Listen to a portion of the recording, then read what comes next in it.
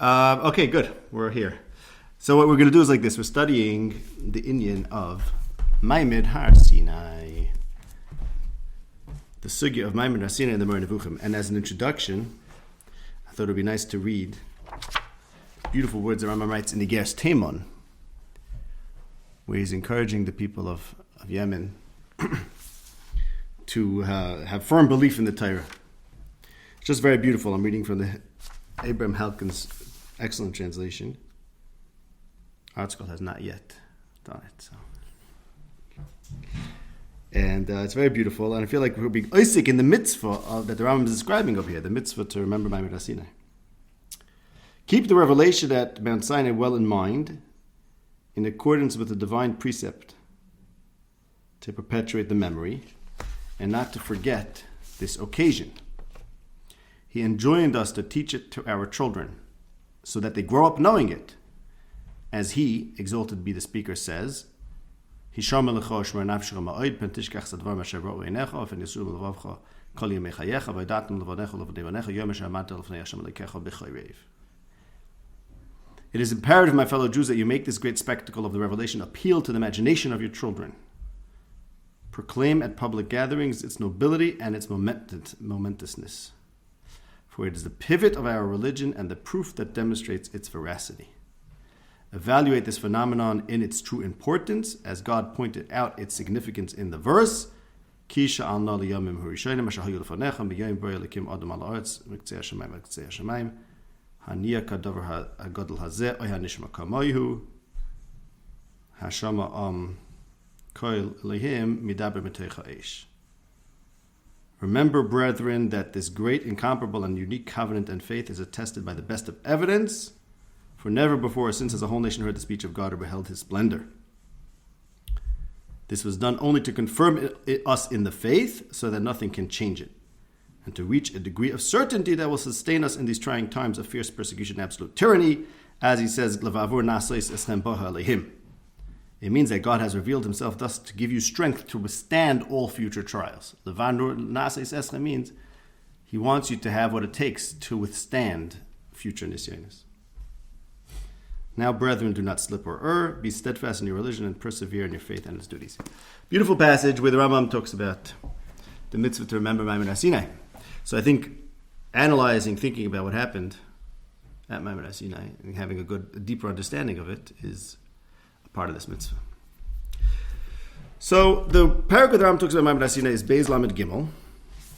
And the sequence here is that he begins the discussion of Nevuah in Beis Lamed Beis, and that's what we'd studied one of our previous series. And what happens is in Beis Lamed Beis, the Rambam tells us that Nevuah is a kind of perfection of a human being, not merely a miracle, or not a miracle at all, in fact, and that therefore it's necessary that the human who achieves Nevuah has to be perfect in his intellect and his character. And that leads to a question of various cases where it seems that people who are imperfect or young attained or are predicted to attain Nevuah, which is what the Rambam deals with at the end of this parak. Among those, significantly, is Maimed Har Sinai, which we always typically, and the Rambam himself says elsewhere, which we'll look at, that it was a Nevuah, a mass Nevuah, and that contradicts the Rambam's principle that he develops in 232, that for Nevuah one has to be intellectually perfected. So therefore that's where he gets into Maimed Har Sinai in 233, talks about, well, what did happen to Maimed Har Sinai, given that one cannot say simply that there was a mass Nevuah. So what we're going to do, though, is start at the end of 232, and today we're going to read something from that parak, and I am reading for the Mifal Mishnah Torah edition. So I'm reading paragraph number 7. I just want to start from there, but we'll read inside a little bit further. He starts off saying, don't be led astray, or don't make an error based on the pasuk that says by Yirmiyah, that Hashem consecrated him to be a Navi even before he was born. So that suggests that the Navi doesn't reach his level through his own development. So the Rambam deals with that pasuk. What about the other pasuk where Yirmiyah says, I'm a nar, I'm young? So the Rambam holds that a young person cannot be a Navi because in order to be a Navi, you have to have perfect intellect, and that takes time. It takes time. So how could Yirmiyah say I'm a nar? So he says, well, nar could mean 30 years old. Yeshua was 60 and he was called a nar. Okay, fine. So basically, it's not the case that a very young person had nevuah. That's the Rambam deals with over there, in light of the principle that a person has to have perfect intellect. Now we're going to read inside.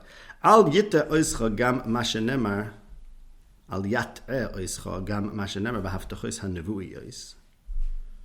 This following that was said in the prophetic promises should not make you make an error.